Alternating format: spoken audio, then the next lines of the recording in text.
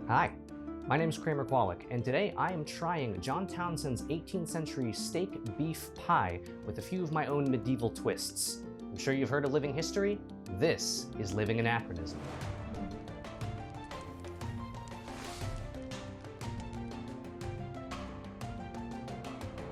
Greetings, adventurers. Thanks for joining me today.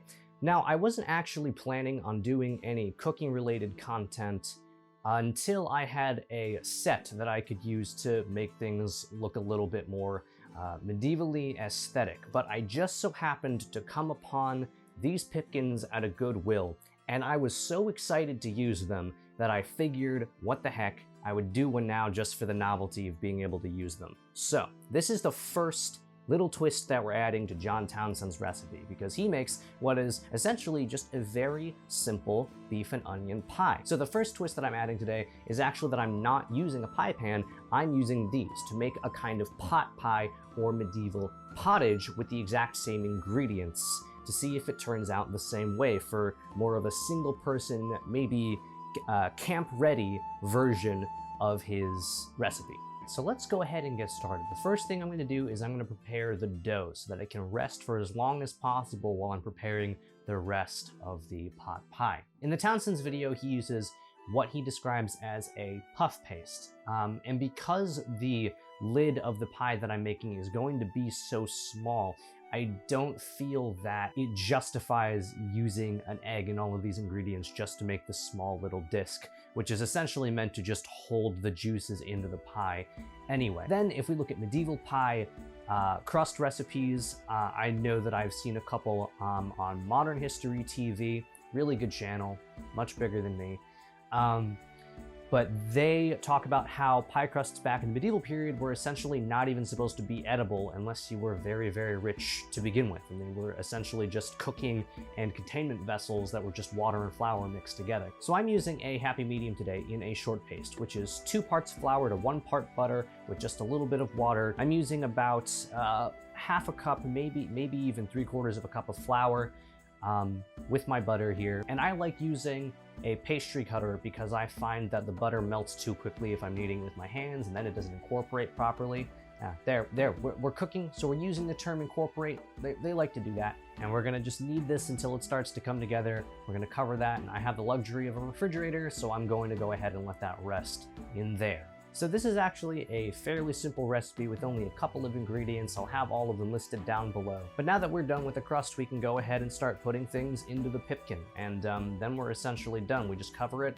I have the oven preheating to 250 to 300 degrees. So the first thing that I'm going to do is I'm going to butter the bottom of the pipkin. And then once I've done that, I'm going to lay down my first layer of meat.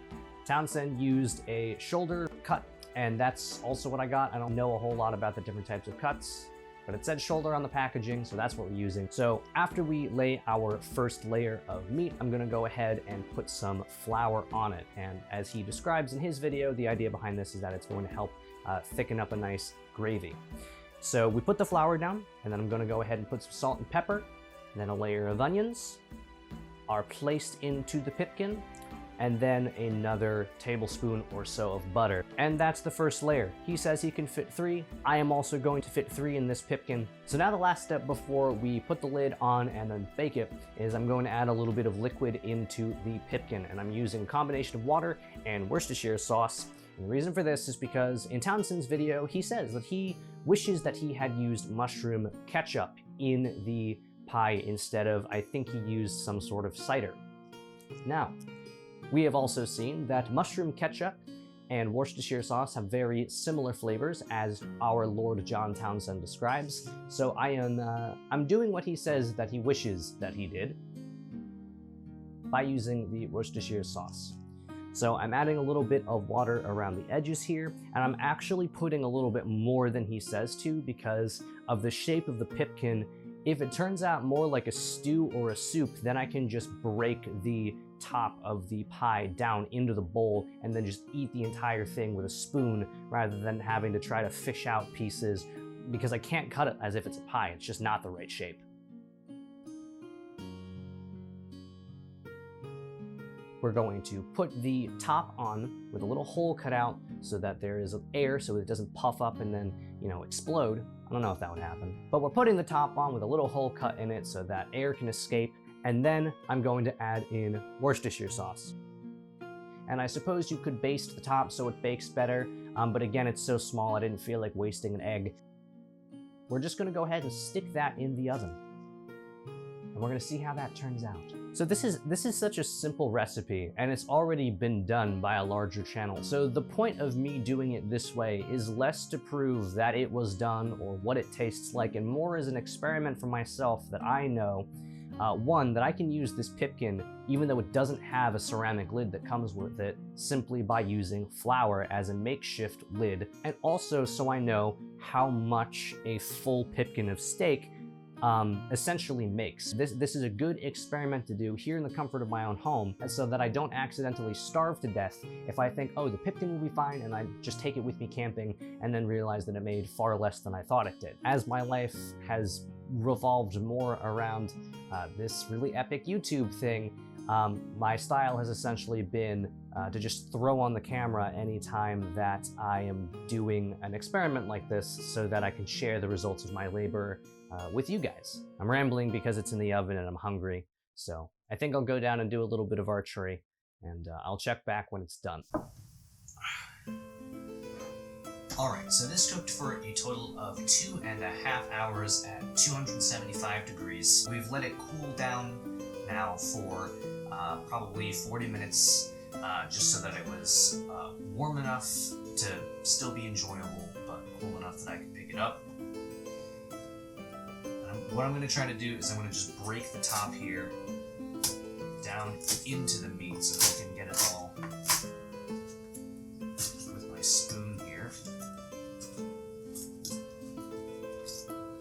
And it looks like I added just enough liquid, so it did end up rather soup-like here.